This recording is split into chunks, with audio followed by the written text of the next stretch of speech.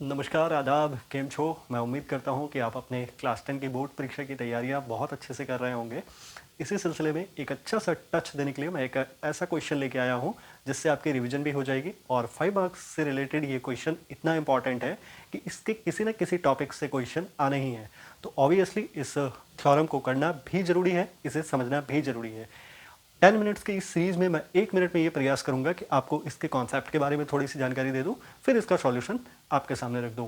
सबसे पहले क्वेश्चन के पर आते हैं। क्वेश्चन है कि एक थ्योरम है और थ्योरम को प्रूफ करने की ज़रूरत होती है।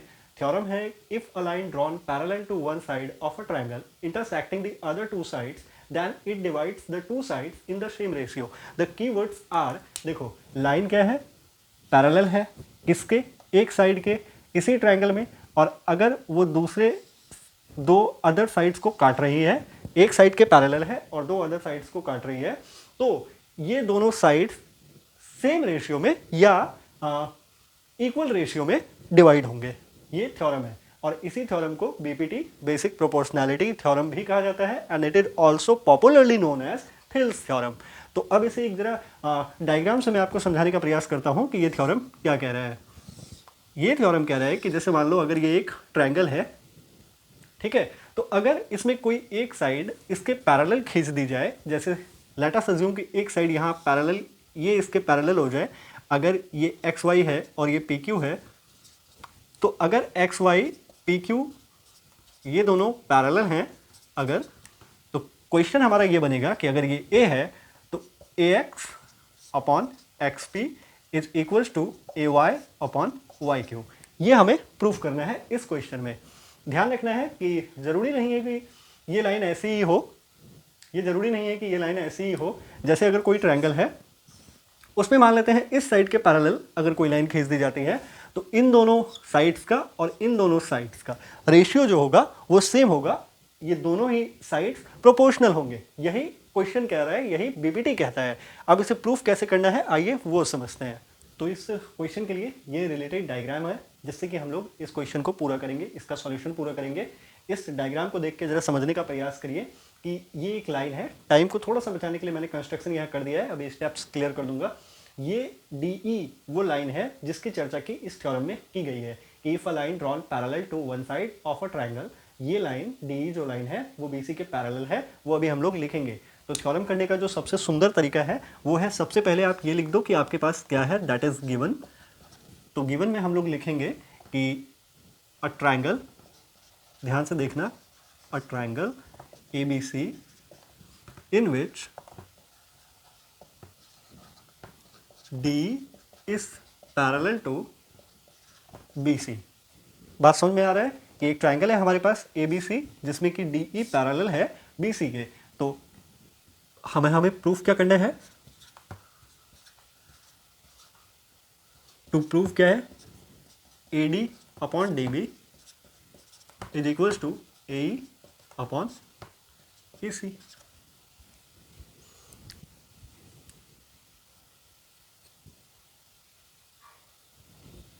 अब इस स्टेप के बाद हम लोग कंस्ट्रक्शन को लिखेंगे कि हमने इस थ्योरम को प्रूफ करने के लिए क्या कंस्ट्रक्शन किया है।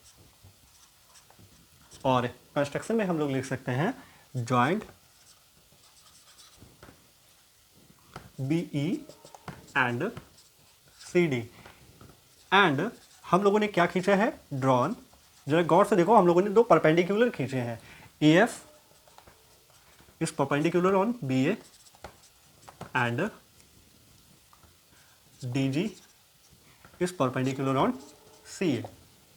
अब हम लोग चलते हैं प्रूफ की तरफ। अब हम लोग इसे प्रूफ कर रहे हैं, प्रूफ कर कर दिखा रहे हैं।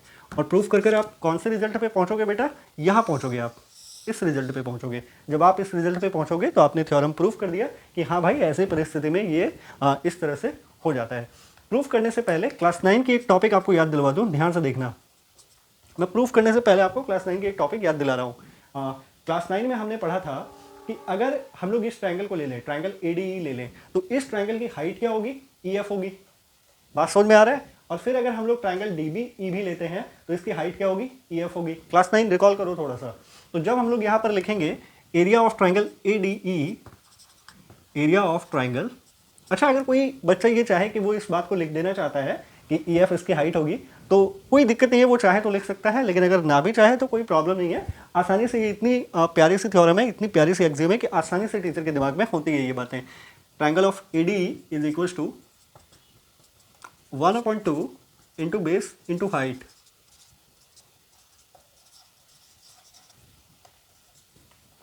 अब जरा ध्यान से देखना, 1/2 बेस क्या है हमारे पास, ए डी है, और हाइट क्या है, ई एफ है। Is that clear? ये क्या है, ट्राइंगल एडीई की, ट्राइंगल एडीई का एरिया है। सिमिलरली हम लोग निकालेंगे area of triangle B D E. ध्यान से देखना, triangle of area of triangle B D E, again 1/2 into base into height,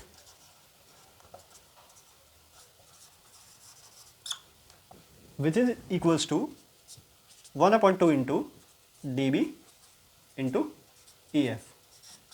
अब जरा ध्यान से देखना बेटा, बात रेशियो की हो रही है तो हम इन दोनों के रेशियो को लेते हैं। अब देखो, area of triangle A D E upon area of triangle D B D E, तो हम लोग ये लिख सकते हैं कि 1/2 into A D into E F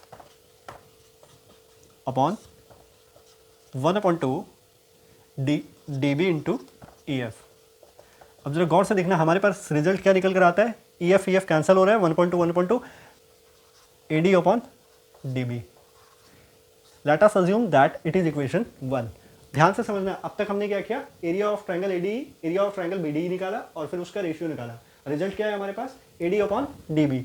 हमने मान लिया ये इक्वेशन 1 है। ऐसा ही कुछ काम आगे भी हम लोग करेंगे।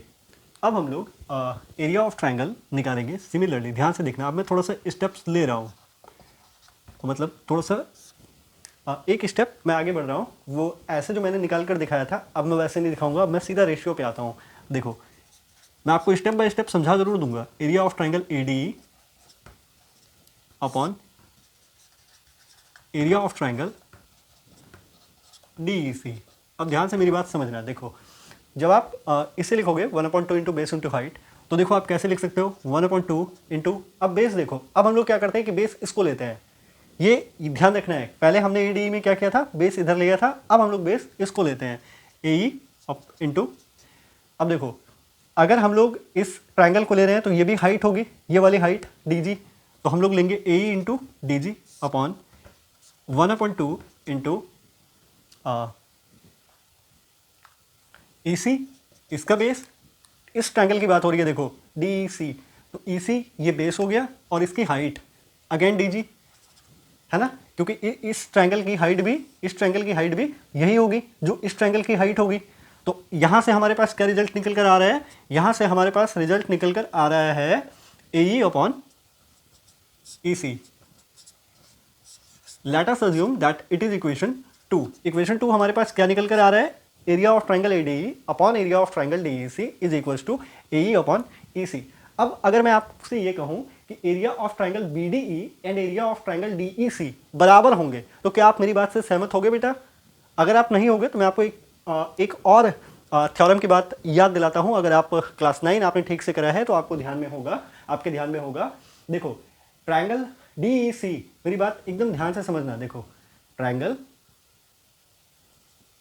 डी, ये भी है ना, डी ई सी, और रुको,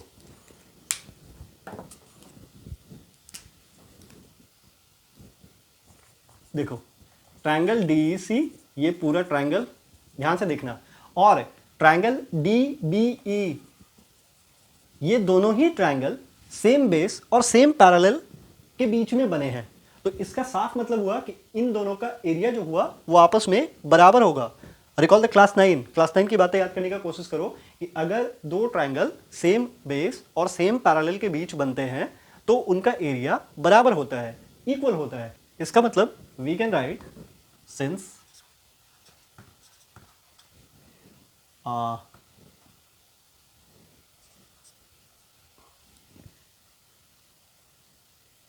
triangle DEC and triangle BDE are on the same base and between same parallel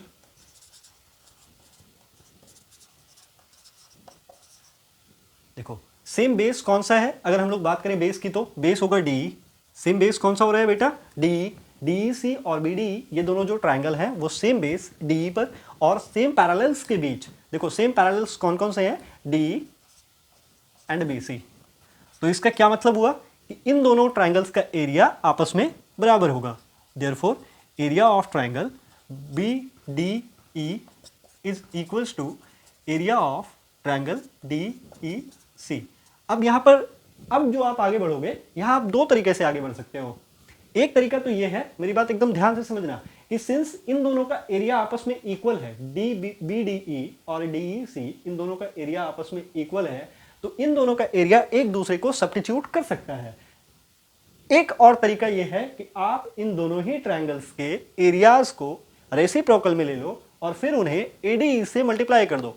अगर ऐसी भी परिस्थिति करोगे आप, ये वाली टेक्निक भी यूज करोगे, तो भी आप रिजल्ट पर पहुंच जाओगे। जो मैंने आपको बोला कि अगर इन दोनों ट्रायंगल का जो मैं कहना चाह रहा हूं वो आप एक बार जरा समझो कि मैं कहना क्या चाह रहा हूं। देखो मैं कहना यही चाह रहा था, area of triangle ADE upon area of triangle BDE should be equal to area of triangle ADE upon area of triangle DEC. Why, अगर क्वेश्चन ये पूछा जाता है क्यों, क्योंकि area of triangle BDE is equal to area of triangle DEC. इसका मतलब जब हम लोग ऐसा करेंगे तो हमारे पास रिजल्ट होगा, देखो गौर से, area of triangle ADE area of triangle BDE, ये हमारे पास क्या था, एडी अपॉन डीबी। और अगर मैं बोलूं area of triangle ADE upon area of triangle DEC क्या था, तो आप बोलोगे एई अपॉन ईसी।